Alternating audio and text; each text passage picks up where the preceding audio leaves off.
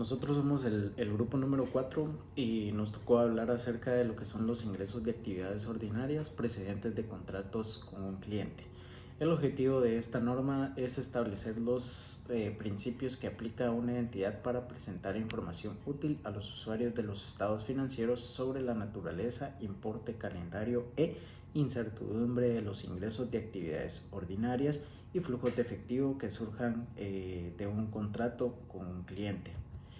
Eh, el alcance. Dice, una identidad aplicará esta norma los contratos con clientes excepto los siguientes casos. Estará lo que es un contrato de arrendamiento. Este no entra en el alcance de la norma. Concesionaria de autos. Este sí entraría en el alcance de la norma debido a que se está vendiendo lo que es un bien, ¿verdad? Y la otra parte está pagando por obtener ese bien.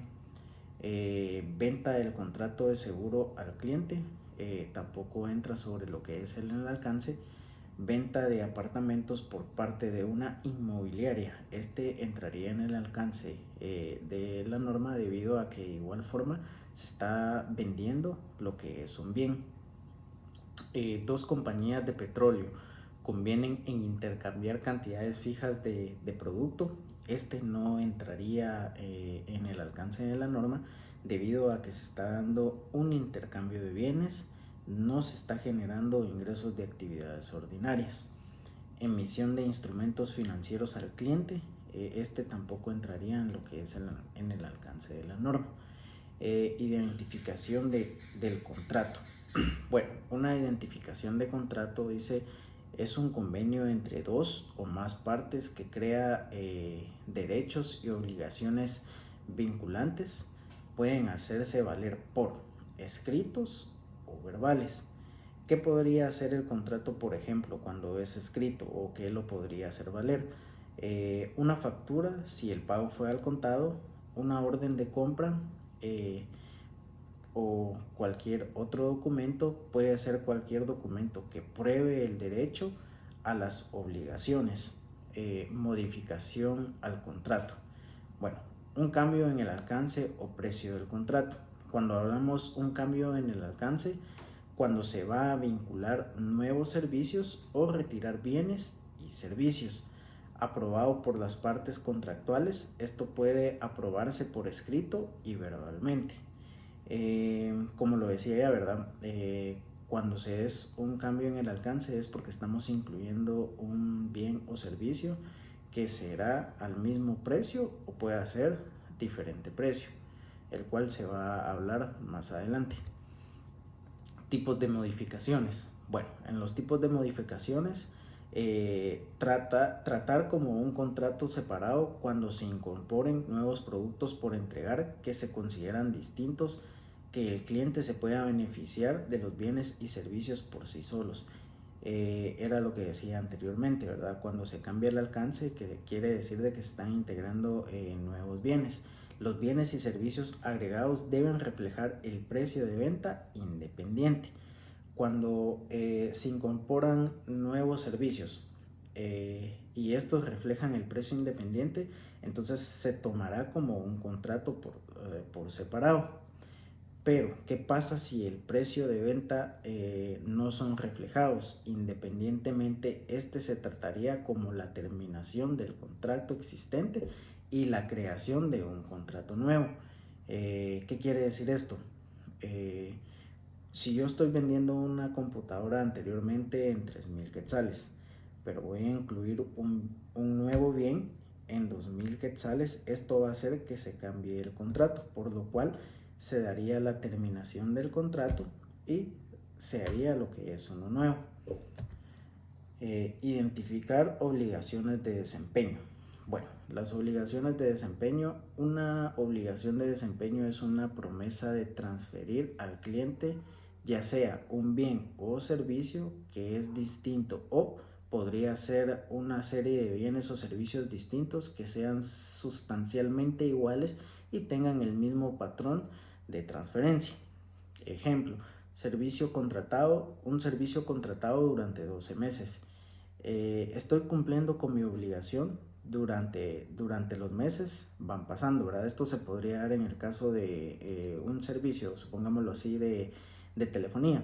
Mi contrato está para 12 meses, mi obligación es pagar esos 12 meses, y si yo voy pagando mes a mes, quiere decir de que yo estoy cumpliendo con mi obligación. Distintos bienes o servicios. Dependiendo del contrato, los bienes o servicios comprometidos pueden incluir, pero no limitarse a lo siguiente: venta de bienes producidos por una identidad, ejemplo, inventarios de un fabricante; reventa de bienes comprados por una identidad, ejemplo, mercancías de minoristas. Esa ha sido mi exposición, los dejo con mi siguiente compañero. Buenas tardes. Continuando con la exposición de la NIF 15, les hablaré sobre lo que es la medición. La norma dice que después de satisfacer una obligación de desempeño, una entidad reconocerá ese ingreso como ingreso de actividades ordinarias. La determinación del precio de la transacción lo hará mediante la consideración de los términos del contrato y sus prácticas tradicionales de negocio. Y bueno, el precio es el importe de la contraprestación a la que la entidad tiene derecho al transferir los bienes o servicios al cliente. Efectos a considerar: contraprestación variable, limitaciones de las estimaciones de contraprestación variable, existencia de un componente de financiación significativo en el contrato y contraprestaciones distintas al efectivo. Pasivos por reembolsos. Una entidad reconocerá un pasivo por reembolso cuando en el contrato existan cláusulas que le dan al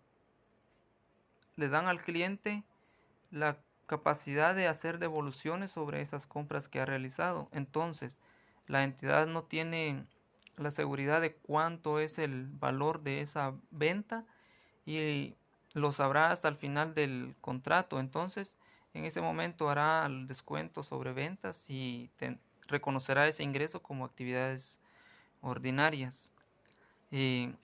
Las contraprestaciones distintas al efectivo, la entidad las reconocerá al valor razonable o de forma indirecta, poniendo de referencia el precio de venta. Contraprestación pagadera a un cliente. Esto es una reducción del precio de la transacción y la entidad lo hará cuando se estipule en el contrato de que el cliente va a tener un derecho a una reducción en su compra. Asignación basada en precios de venta independiente. Se determinará al comienzo del contrato en el precio de venta. Precio de venta independiente. Esto es el precio que una entidad recibe cuando vende un bien o servicio comprometido de forma separada a un cliente. Métodos adecuados para estimar el precio de venta de un bien o servicio independiente.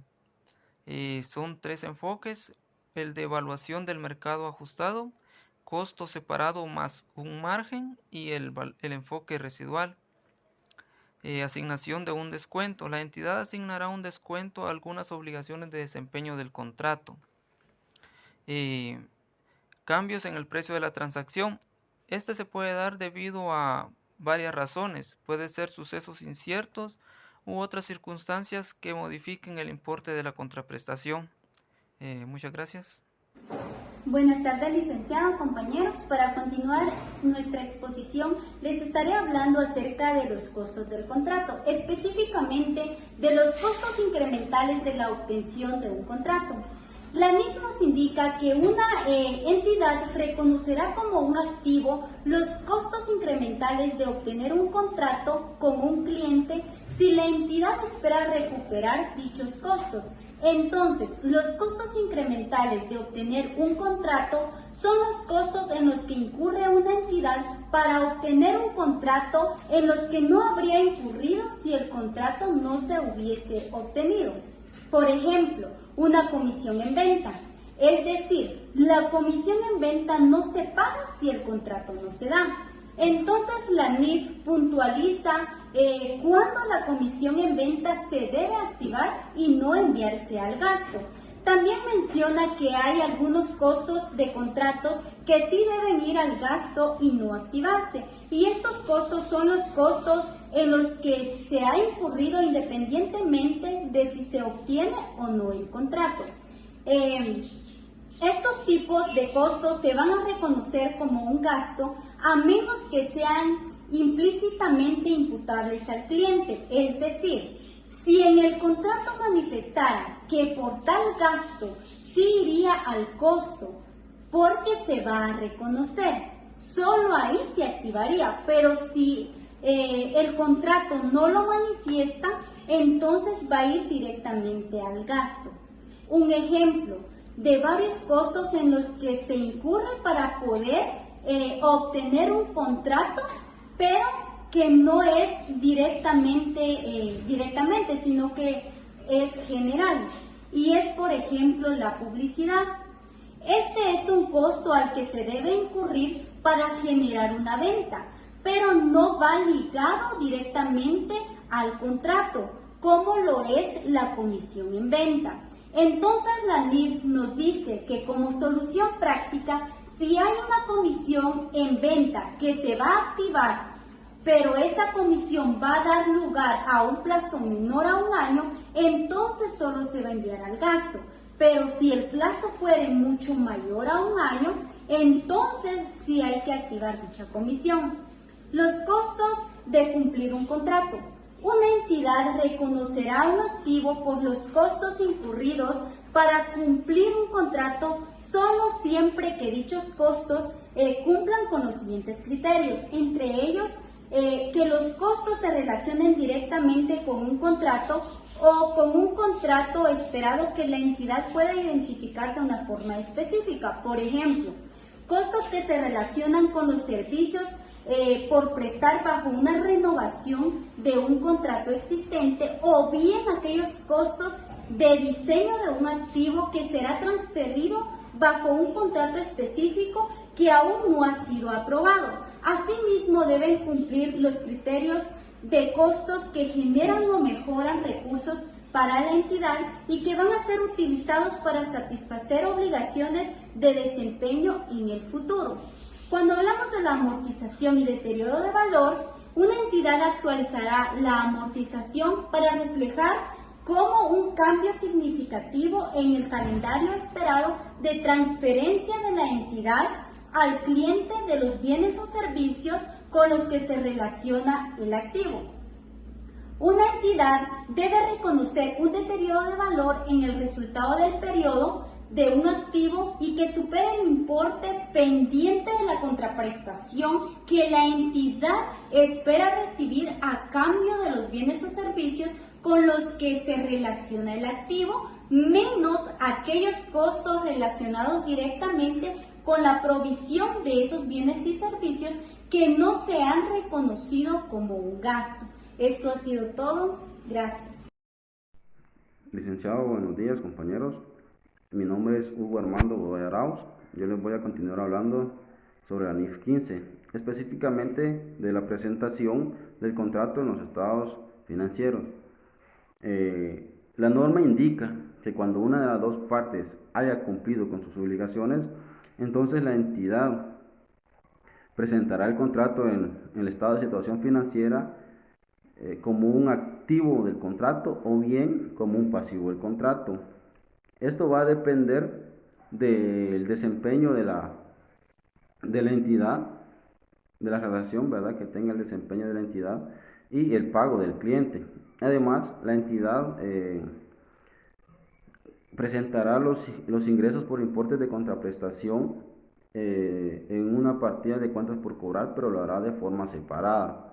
Otra forma de presentar el contrato es cuando el cliente ha realizado el pago de una contraprestación o bien la entidad tiene el derecho de recibir los importes de esta contraprestación, pero esto se da cuando la entidad aún no ha transferido el bien o el servicio. Entonces dicha entidad va a presentar el contrato como un pasivo del contrato. También la norma indica que cuando la entidad ha realizado la transferencia del bien o del servicio y sin que el cliente haya pagado dicha contraprestación, entonces se va a presentar como un activo del contrato. Cabe mencionar, ¿verdad?, que la norma nos habla sobre los términos de activo del contrato y pasivo del contrato, con los cuales se tienen que utilizar, ¿verdad? Pero también nos hace la salvedad que no es obligatoriamente utilizar estos términos, sino que la entidad puede utilizar cualquier otro término que ella considere, ¿verdad? Siempre y cuando en los estados financieros se refleje una descripción para poder